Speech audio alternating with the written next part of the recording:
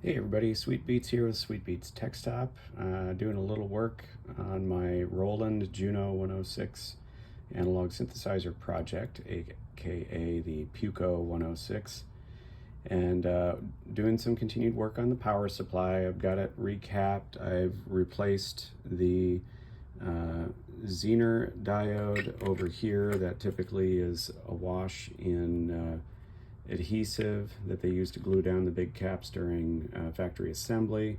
I also replaced both of the output short circuit or reverse polarity diodes, which are D1 and D2. I replaced those with Zeners.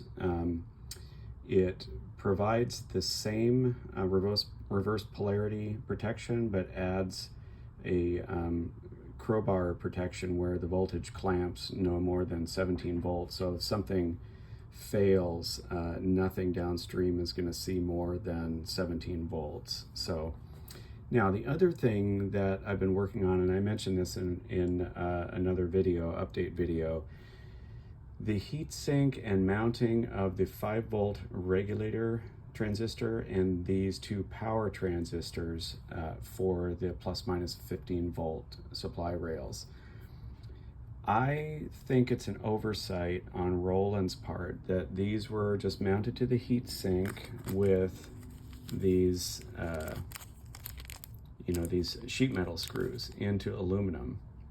And furthermore, they didn't use any thermal coupling paste or anything like that. And I think the problem with that is these do heat up. And when things heat up and cool down and heat up and cool down, if you have a threaded fastener that's this type of thread, like sheet metal or wood screw, into a soft metal, over time you're going to have those screws slightly loosen because of the heating up and cooling down cycles and thermal expansion and contraction. And you want these transistors to be nicely fastened to that heatsink and as well thermally coupled as they can be. And I didn't personally experience it in my rebuild of this JUNO-106 power supply PCB, but I've heard and read of other stories where these have failed or we've had solder joint failures. And I did notice that the solder joints for the 5-volt regulator transistor were, it looked like they'd gotten warm, but they were still fine. But I reflowed all of them, good practice. So mine looked okay, but I can see that they're getting warm, and that heat should be going here and not here. And if it's not well coupled, there's a greater chance of heat going here that would otherwise go here. And so what I did, or what I'm going to do, is I just drilled these out for the 3mm screws that are used to mount them, and I'm just going to replace those sheet metal screws with threaded machine screws and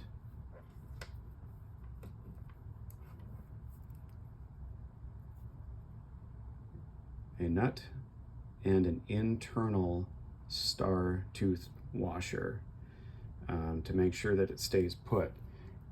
So, and then furthermore, the holes on the power transistors are 3mm size, so you can just put a screw straight through, and these are fully cased all around.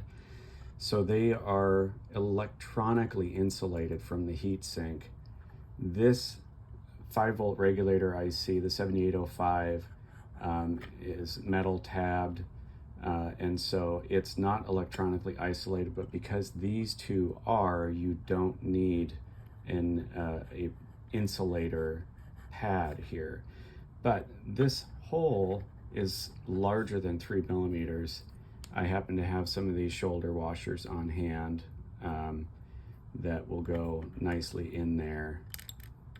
Not like that, but you get the idea.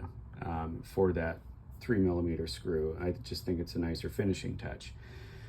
And then I'm also going to use a good quality thermal conductive paste and coat the back of the 7805 and the power transistors.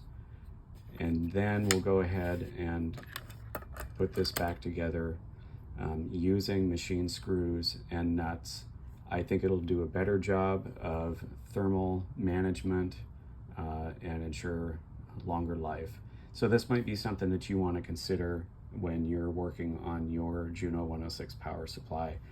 Pretty easy just to get a, I think I used an 1/8 inch drill bit, which is very close to 3 millimeters.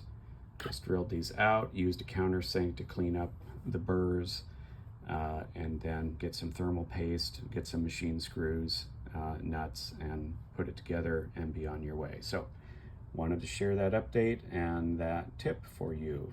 Thanks for watching.